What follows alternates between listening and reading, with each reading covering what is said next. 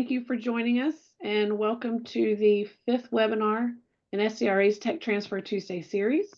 I'm Kella Player, Program Manager at SCRA, and my role, as many of you know, is in the Academic Innovations Group, where we work closely with institutions of higher ed like yourselves all across the state to support you in your goals of use-inspired R&D, technology development, and industry engagement. Now, as I mentioned in our last webinar, due to the high turnout, positive feedback that we received since kicking off this series in October, we decided to extend the offering into the spring. So the first of the 4 sessions were conducted by Fuentech, and they gave an overview of tech transfer, patents, licensing, and other agreements, as well as how innovators can more effectively pitch to industry or other partners. If you happen to miss any of these sessions, if you'd like to share them with a colleague, or would just like a refresher, you can access all those recordings at the landing page, which is scra.org/T3. I will pop that into the chat. The recording links for the first 4, which were conducted by Fuentech, will direct you to the Fuentech page to view those. Today, we are very happy to have Chase Kasper joining us for a day in the life of tech transfer. Chase is with Clemson's Tech Transfer Office, the Clemson University Research Foundation, or CURF. He's going to share the services that are offered by CURF, as well as resources available to smaller institutions that may not have these services in-house. You'll also receive an update on Clemson's recent designation as a Southeast I-Corp Hub, which encourages collaborations with institutions across the state, and those that are on the call today, to deliver entrepreneurial training to researchers, educators, and mentors. So please be sure to reach out if your institution would like to pursue some of those initiatives, or you have faculty or students looking to pursue those initiatives. If any of you have a question during the presentation, please feel free to pop that in the chat. Chase and I would like for this to be an informal, open discussion where you're free to ask questions. We'll also have time at the end for Q&A if you would prefer to hold them until then. So I've known Chase for a few years now. Some of you on the call probably know him too. For those that do not, I'll give a brief overview of his background, and Chase, you can fill in anything that I may have missed. But Chase joined CURF in early 2019, which actually Chase was around the same time I joined SCRA. He currently serves as Senior Deputy Director. Before that, he was at the University of Southern Mississippi for 6 years, where he helped to establish and grow their newly formed Tech Transfer Office. During that time, he also helped the university achieve R1 status, which is very high research activity in the Carnegie classification. Prior to the University of Southern Mississippi, he spent 10 years at Mississippi State, also in tech transfer roles. But he wasn't always in academia. Before jumping in, he worked in the industry for 14 years. Chase is also an active member of AUTUM, which is the Association of University Technology Managers, an organization of over 3,000 tech transfer professionals.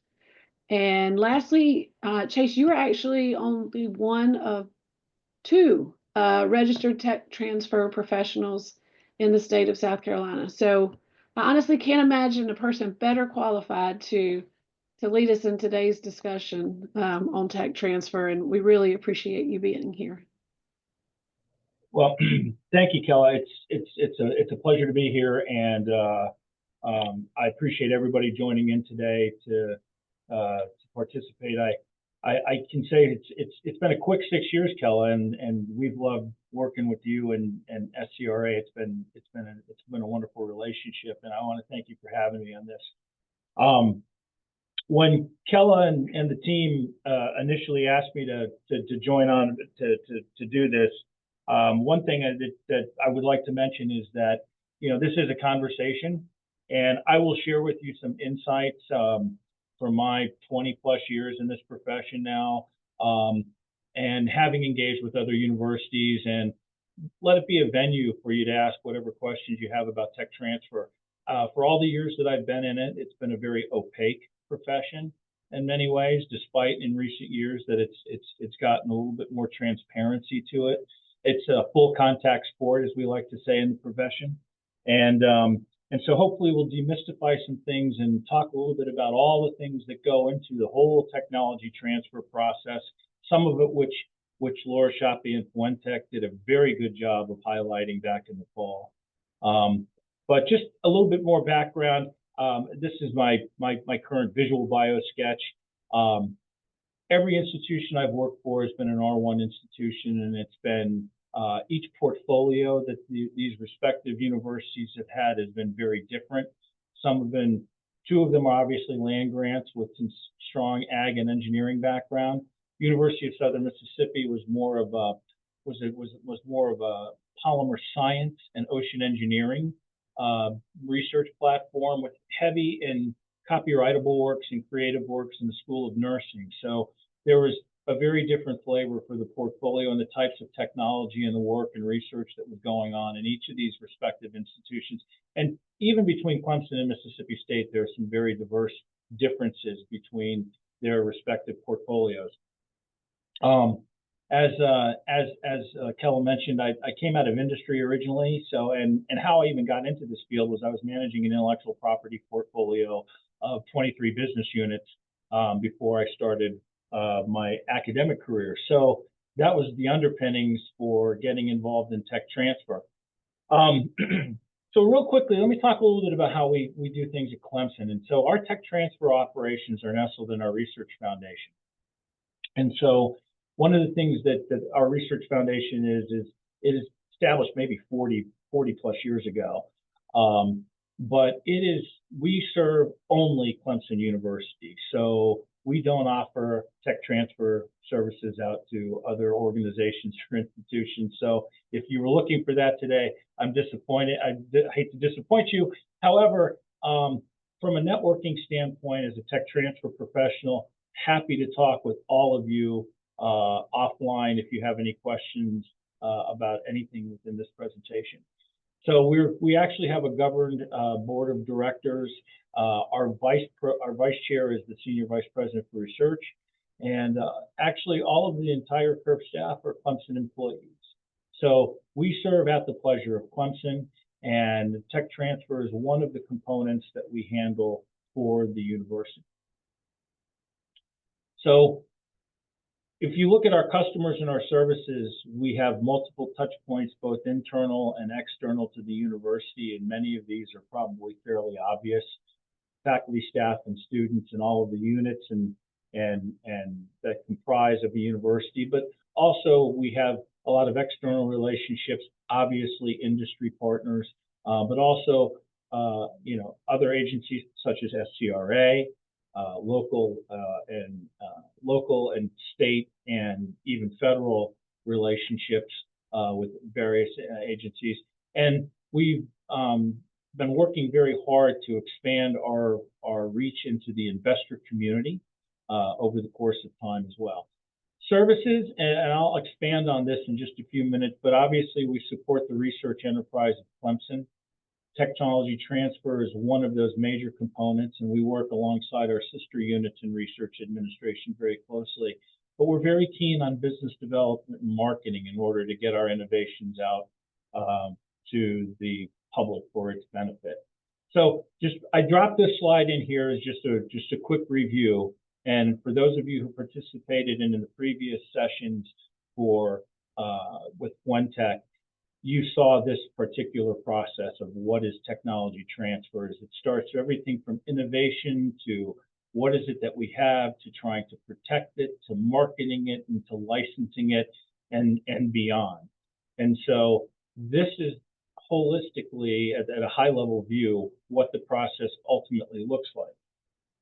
However, when you start to break down into the services that we offer in order to help that process become a little less murky to our stakeholders, here's some of the key services that we offer some of our clientele. Obviously, patent protection, and it really should be IP protection because we also will do copyright and trademark filings.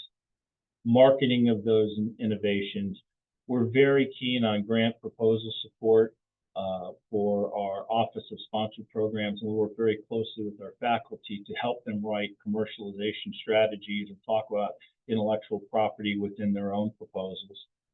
We also do a great deal of market research, and I'll touch base on that a little bit more in a few minutes, of how to understand better market segmentation and where maybe potential innovations go to. Another large component that we do, just like today's IP commercialization and education in those two areas. And this is very key because we run these programs almost repetitively over and over and over again, because we never really have the same audience twice. And I'll show a few examples of some of the things we talk about with our faculty, staff, and administration. License negotiation, probably one of the most obvious things we do. Tech transfer, IP, and licensing go hand in hand. We're very focused on industry outreach and business development. We feel that in order to best move our innovations forward, we really need to understand where our industry partners and companies that we work with are very closely, what their needs are, more specifically. And so we try to get a better understanding of where they're going to in the future and how we might be able to fill in some of those gaps as we go forward. Last but not least, we have a technology maturation program, which is an endowed fund that we deploy roughly 6 figures every year to bridge the gap, to move innovations along the technology readiness level, to attempt to de-risk technologies to make them more alluring to potential licensees or industry partners. So these, at the highest level, this is how our faculty and administration really understand what we do.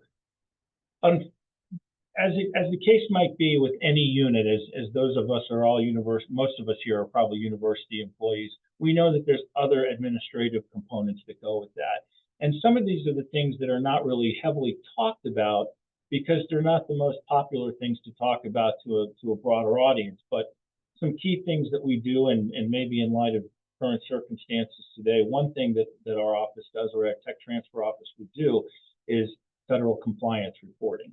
And that is reporting all inventions that were born from federal funding should or mandated to be reported back to the agency from which the funding originated.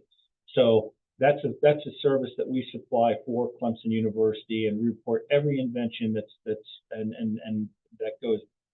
has that funding back to the agency. And roughly at this point, that's usually between 90 and 95% of all federal funding that comes through on an annual basis. So you can imagine that there's a pretty good hit rate of how many invention disclosures that we get that actually need to be reported.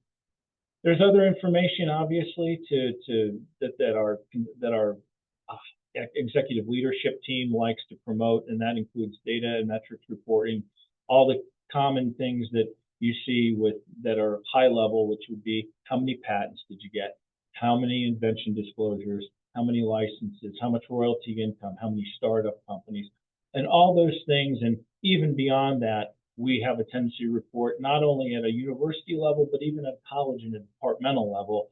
So each of our units can have an understanding of how they're performing. There's a few other things in here that I'll go through. Two things I'll point out also that are relevant. We have an intellectual property committee that governs our IP policy. We sit on that, and we also sit on a conflict of interest committee, which is important when you start getting into the concept of having a startup company that wants to license its own technology out. So we're very engaged in some of those administrative functions for Clemson. So some of the selected resources that I mentioned earlier, here's an example of some of those market research and due diligence tools that we do use. Obviously, Autumn, which Kella mentioned at the outset, is a vast resource for networking with key personnel. But we also subscribe to databases such as BCC Research, KT Mine, PitchBook, etc., to help us better understand who might be interested in not only licensing our technologies, but what's the fair market value for what we should be asking for when crafting deals in terms of upfront consideration or royalty rates. We will also leverage third-party consultants such as Tremonte Consulting, who we've had an extensive relationship with, and actually I've used at all 3 universities that I've been with, and also the University Industry Demonstration Partnership, which is located amazingly here in the great state of South Carolina, down in Columbia, which is a wonderful organization of membership that bridges both university and industry partners. So all of these are examples of resources we use to leverage how to figure out how to get our innovations going forward.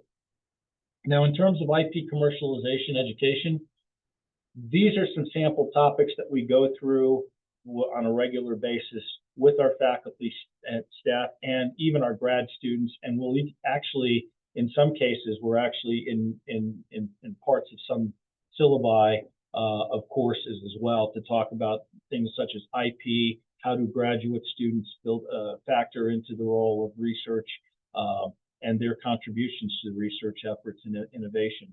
But here's some sample topics that we go through in order to demystify exactly some of the things and the questions that will be asked when they disclose to CURF.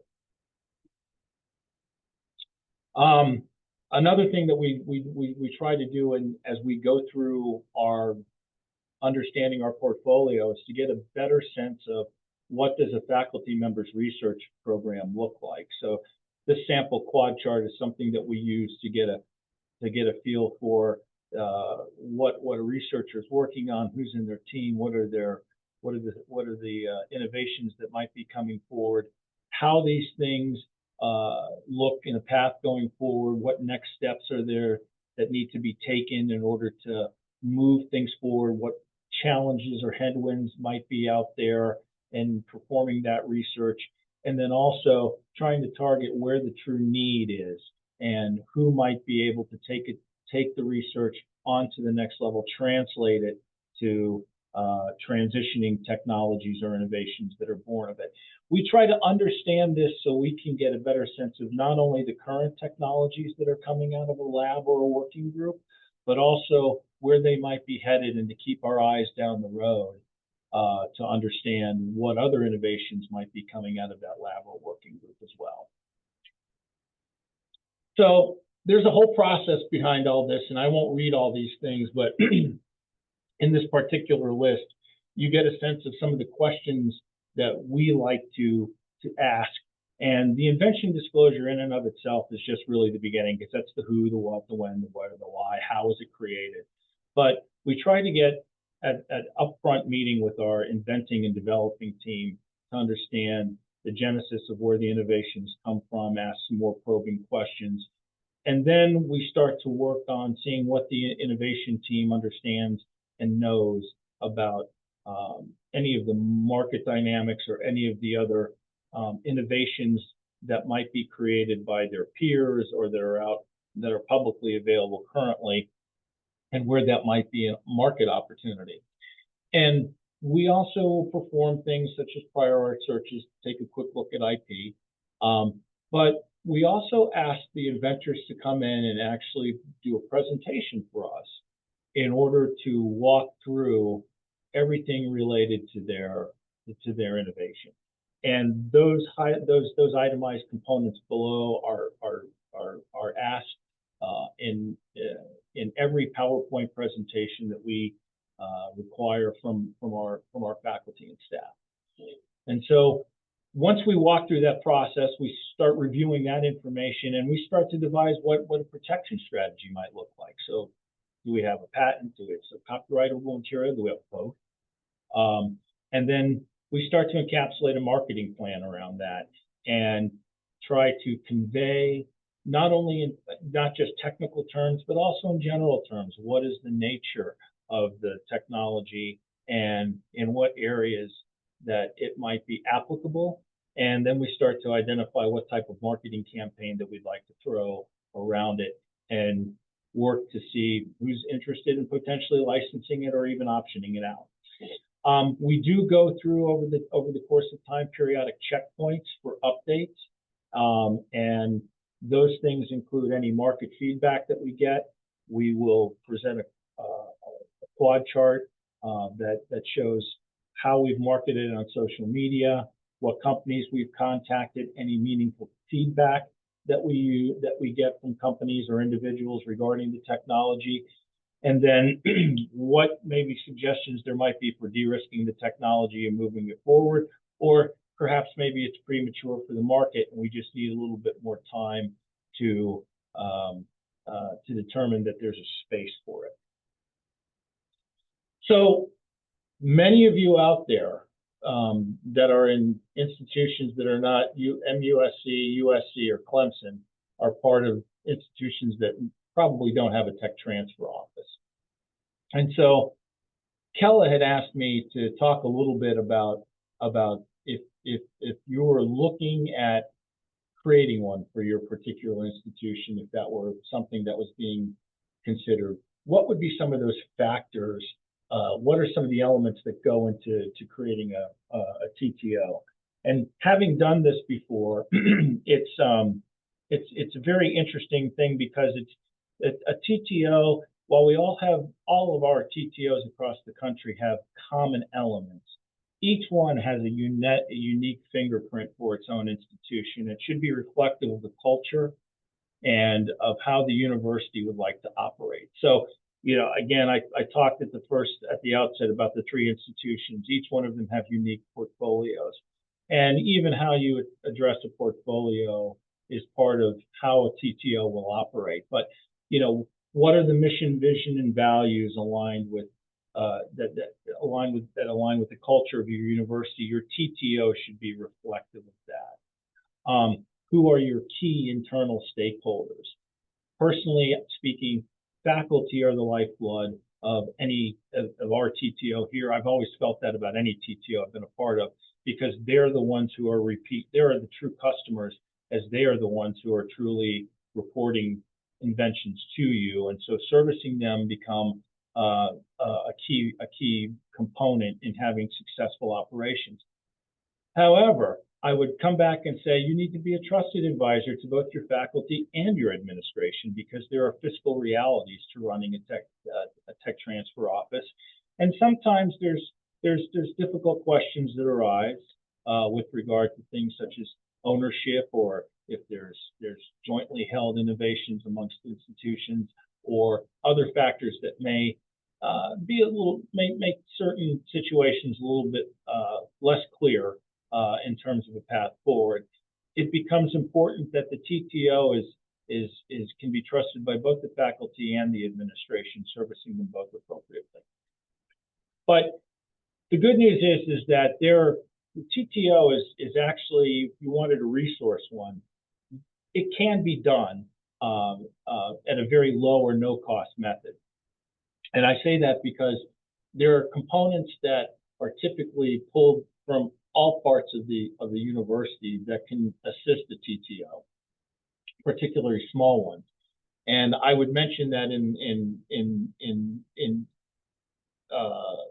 with the likes of having groups such as interns, alumni, other forms of outsourcing, and the professional networking. All of those things don't necessarily mean that you have to have a lot of FTEs to run a TTO. But what it does take is some form of organization and buy-in at the university level that this is the pathway that you want to operate such a unit. If you go back to the history of TTOs, it's very interesting.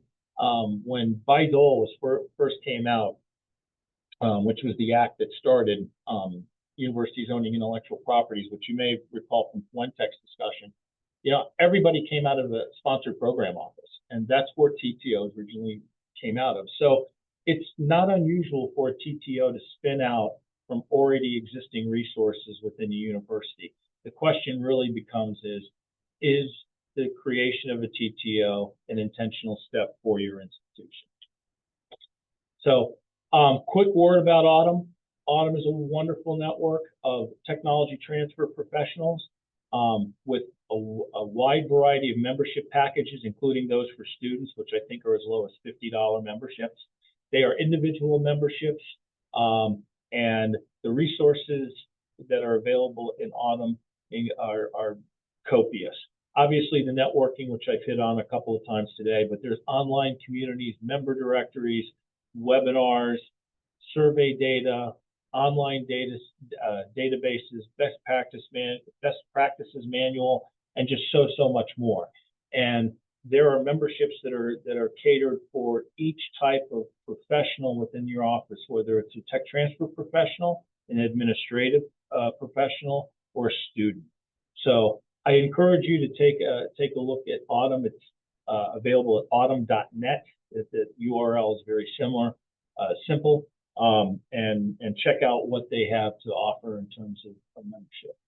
So I talked a little bit about, just to transition really quickly back to how you craft your TTO and its guiding principles and the culture and its DNA. We do have for certain IP terms for industry-sponsored research. So we put these things out front so people understand exactly where the university stands on certain items before we negotiate certain things. Obviously, IP is one of the most contentious terms and conditions of sponsored research agreements or any other form of contract. And so we do certainly have default positions for these things, where the ownership is, how we will grant rights. So everyone knows the ground rules before playing in the game. We also have certain licensing guiding principles that we use in order to make sure that we ensure equitable access to all of our technologies. But then we also are very big on transparency in our deal creation. We can explain where we get our numbers from or how we create those things. We have a tendency to directly tie all of our innovations and royalties to sales. So performance by the licensee is incumbent for success.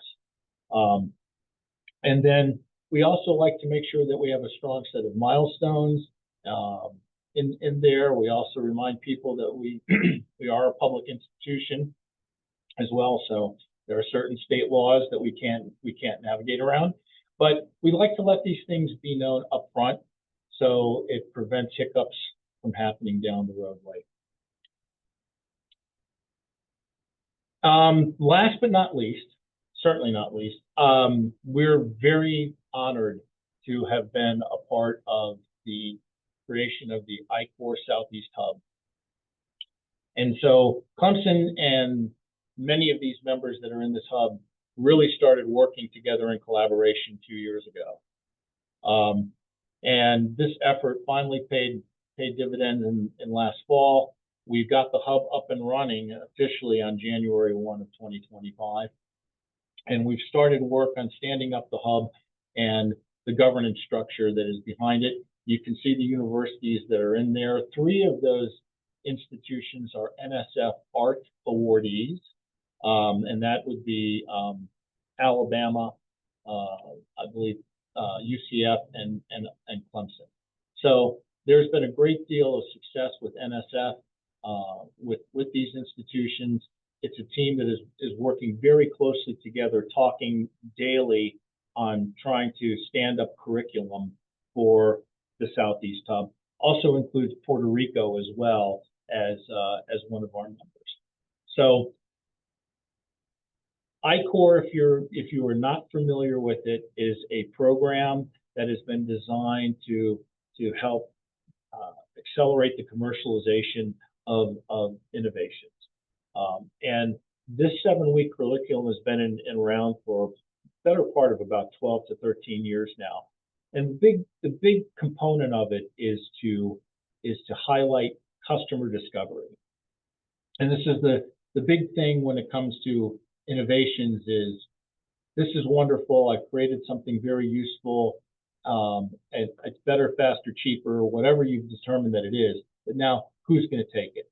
who is going to be interested in using this, and what feedback can I get from those potential end users and or customers, as the case may be. That's what this program is designed to do, is to help you to move towards understanding where your innovation might be placed. So who can enroll? The training will be open to all: faculty, postdocs, graduate students, staff, outside entrepreneurs, and we'll be having all sorts of training and mentoring that that will go on to help with the examine the commercial potential for all of these ideas.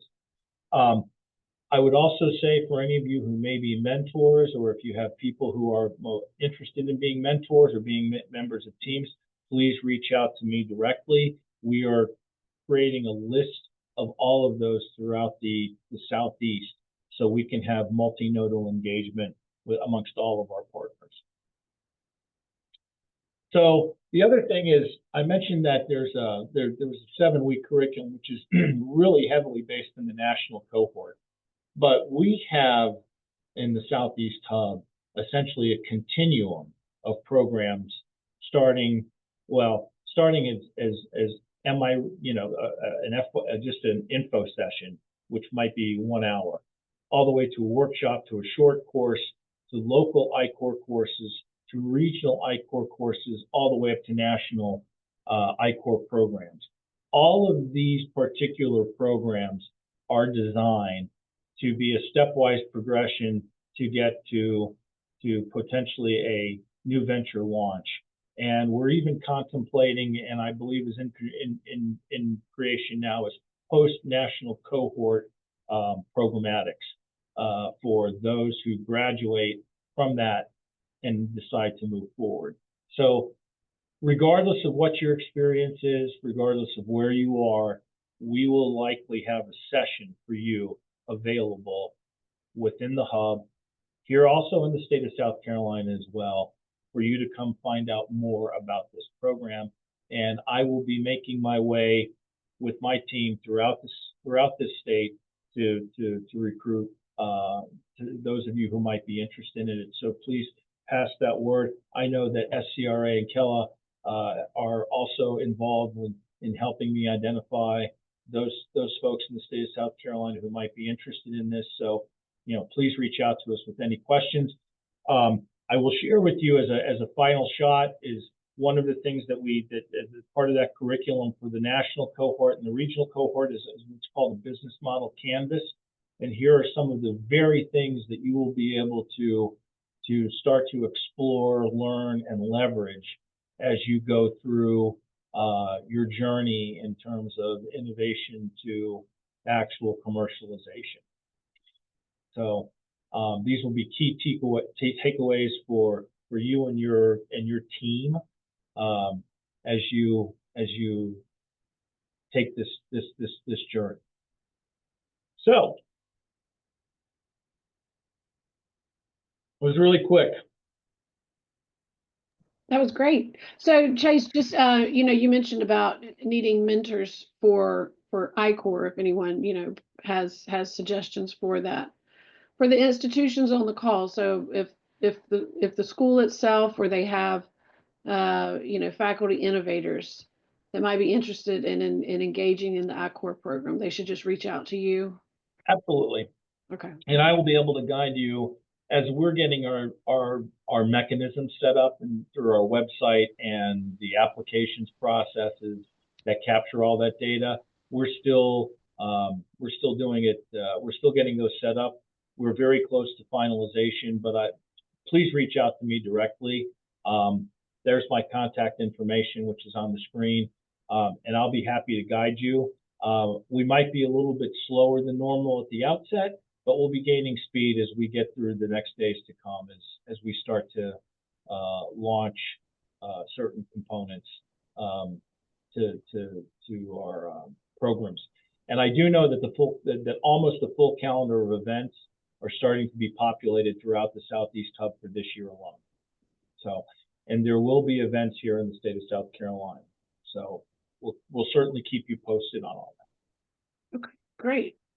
Let's see. And then if for any reason that you you have or can't catch Chase through email, I've also added our department inbox in the chat as well for other questions. And of course, we're happy to make the connection. I encourage everyone, if you have questions, you can pop them in the chat, raise your hand. We'll unmute you so that you can ask your question while you guys are thinking of those. Chase, I had a couple of questions myself.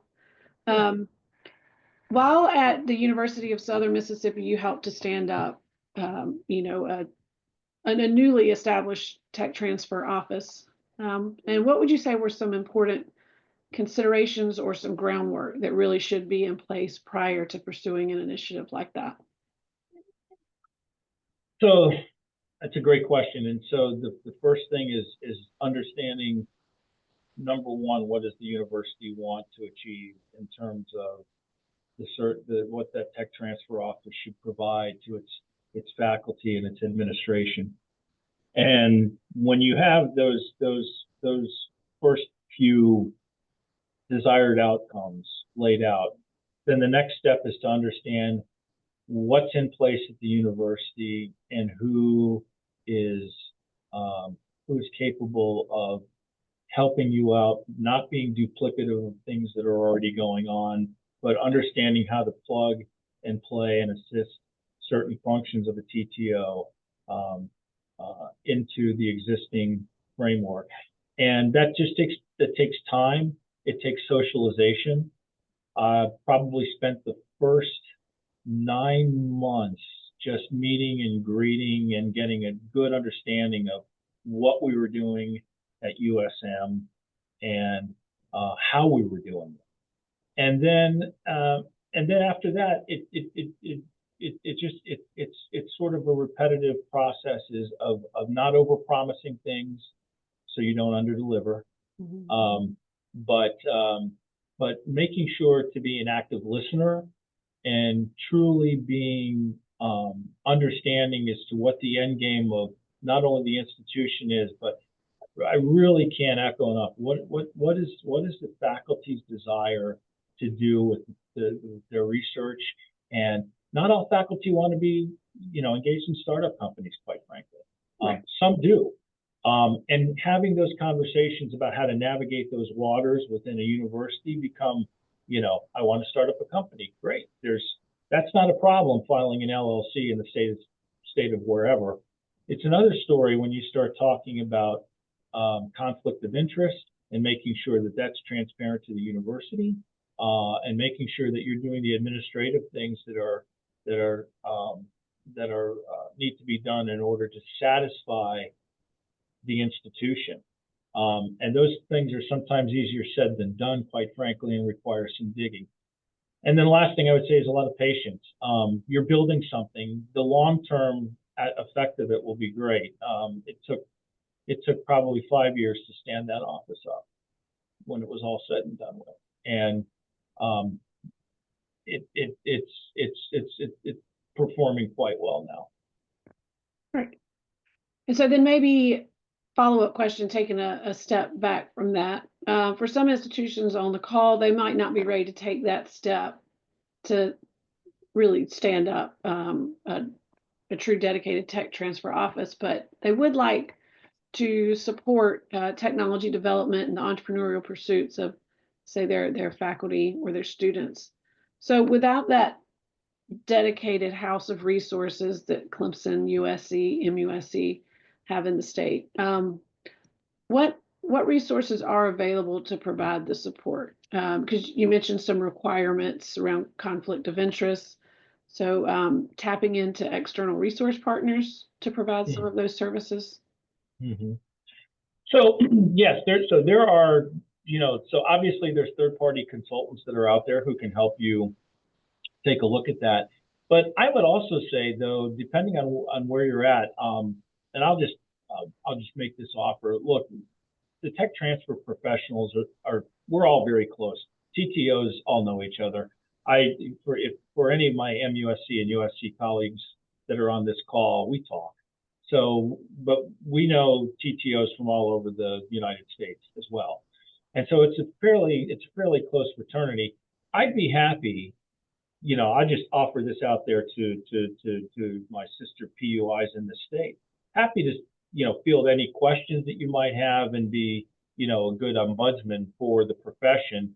And then, talk through any particular resources, whether it's third party, any of the third parties that we've used in the past or others, as well as databases or other resources that might be available to help establish a TTO.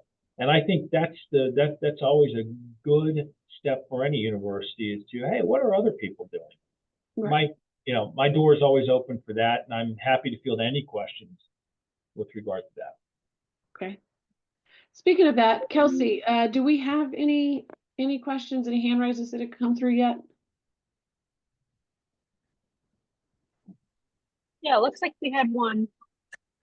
Hey, Kella, Okay. this Hey. is Darren from SRNL. Chase, Hi, Darren.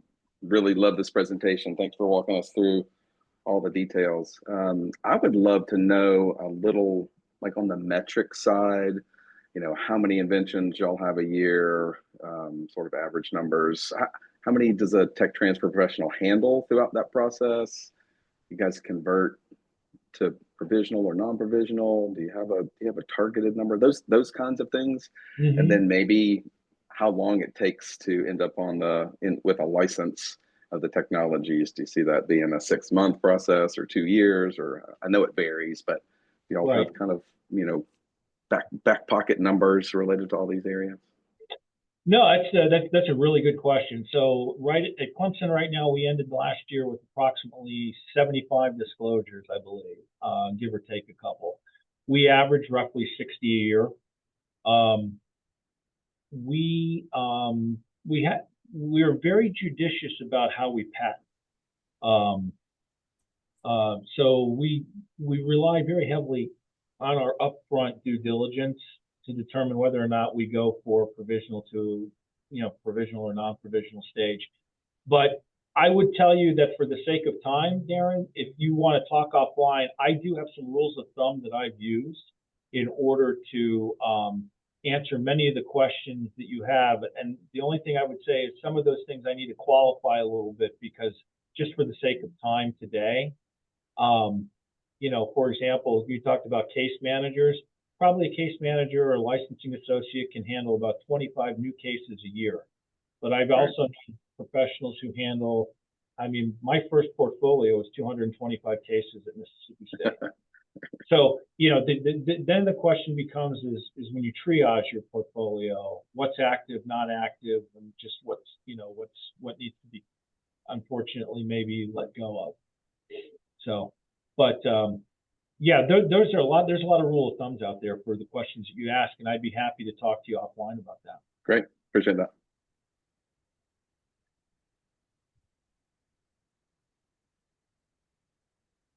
Another question? It looks like we have one more. Yes, I'm on, great. Hi, Dr. Kasper. This is Chen from College Charleston. We actually already submit one proposal to the National I-Corp. Our connector is Mark from the Vanderbilt University. He was also, okay. I just want to ask like how it's great to know we have a local here, which is pretty close. So I was wondering like what's like how you guys collaborate so we can, start from there. So we submit the proposal, and I think the next step will be having a cohort during the summer, right? Are you in the national cohort or are you in a regional cohort? I believe we submit to the National I-Corp, right? Okay. Because the company we work together to submit the I-Corp, they already finished the local one. Oh, good. So, well, congratulations. That's is that the Mid-South hub that you? Yes, I think it's a Mid-South. Yes, it's Mark from Vanderbilt University. Yeah, that's great. That's a great group. So it's interesting. I'll mention this to you because you're a little farther along than some. is the hubs. We're actually taking a few cases from other hubs who have overflow right now. So it's not unusual for there to be a little bit of cross-pollination amongst the hubs. We don't view ourselves in competition with other hubs. So, but if there's programmatics that you feel are of interest to you and your team, or maybe any of your colleagues, you know, now you know that the Southeast is open for business. So, Nice. so be happy to share that calendar of events with you as you go forward. I do know there's a national cohort happening in Atlanta in either June or July, if I recall correctly. Right. Yeah. Cool. Okay, great to know. It's kind of know like it's great to know it's kind of overlap. But we'd definitely love to work with the local more. So Absolutely, absolutely. Love to talk with you more about that. And congratulations on going for a national cohort. That's an achievement. yeah, lovely. I'll email you for the follow-up with our proposal. Thank you, Dr. Kasper. Outstanding. You're welcome. Thank you.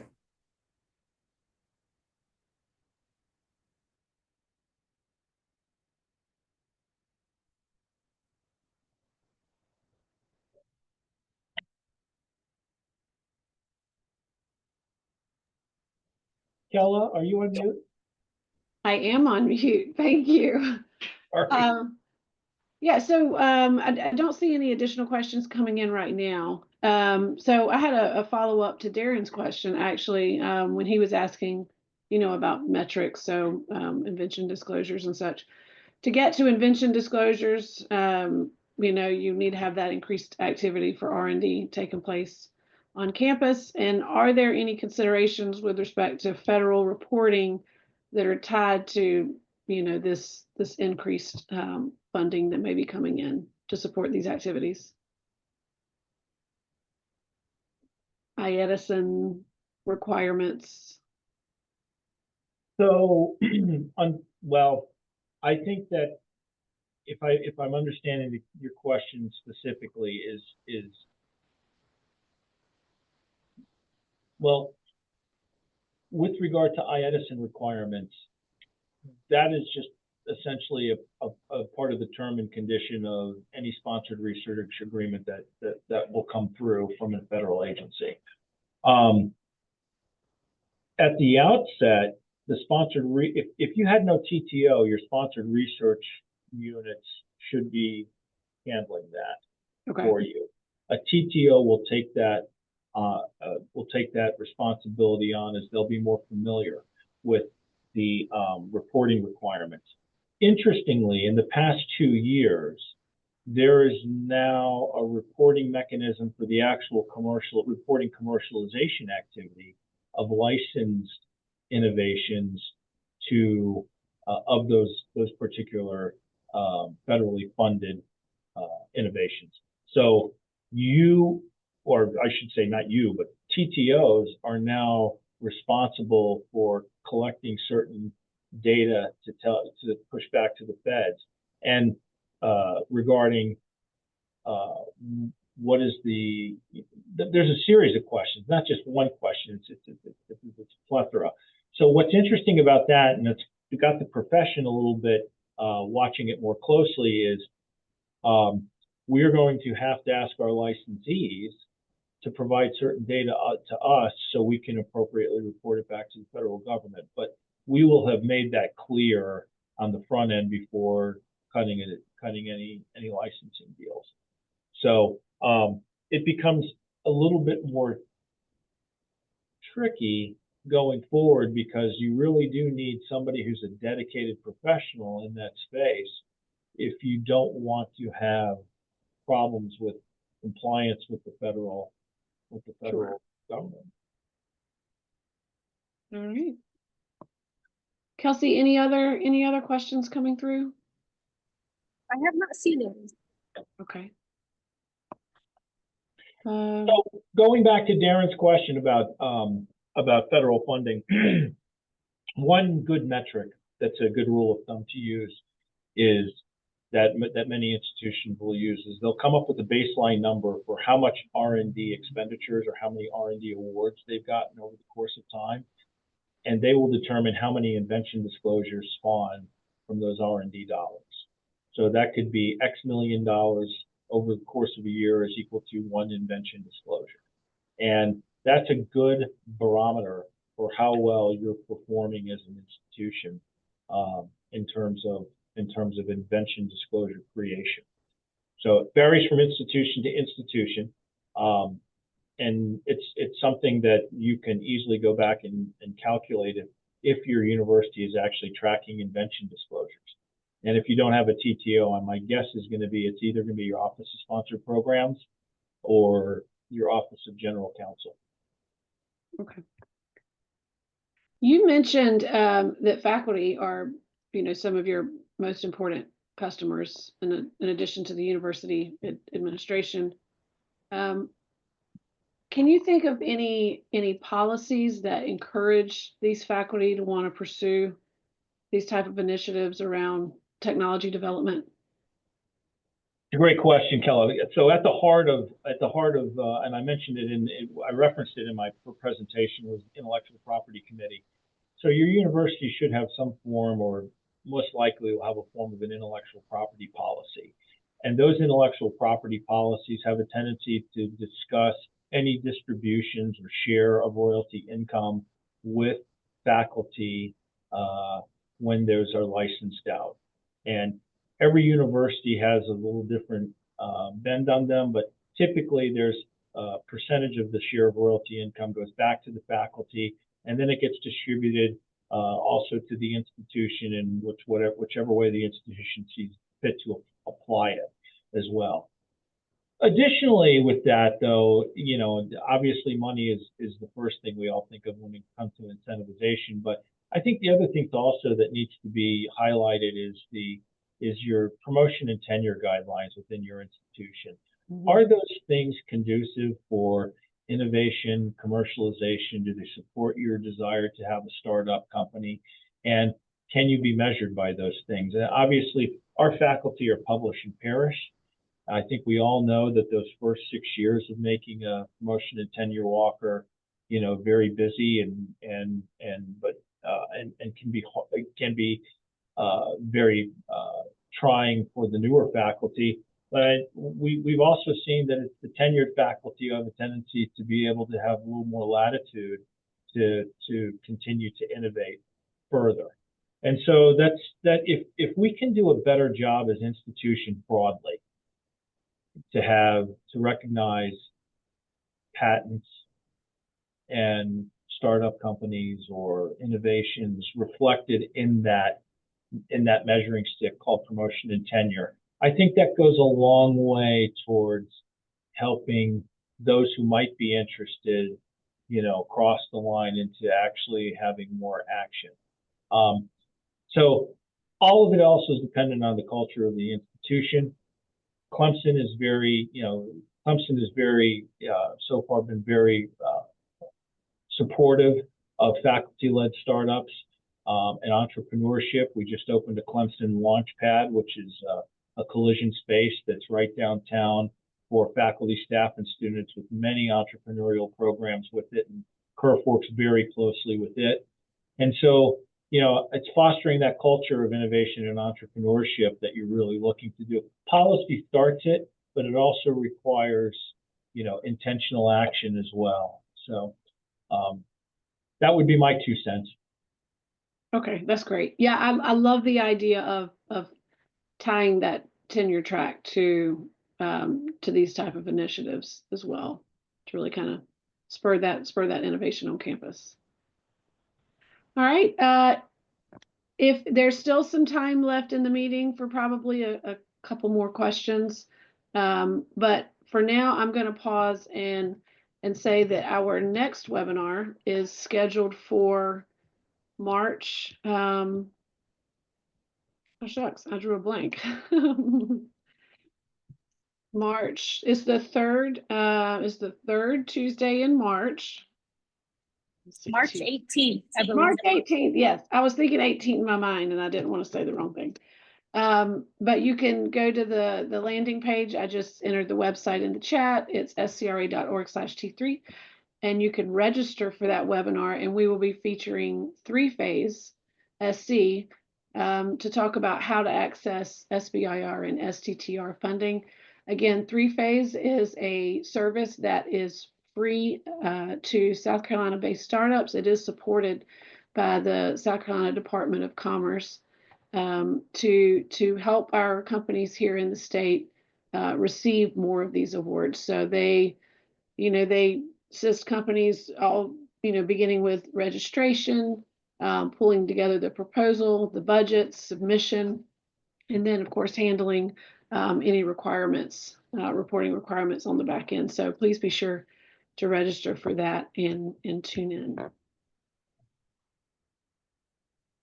So Kelsey, do we have any other questions coming in, or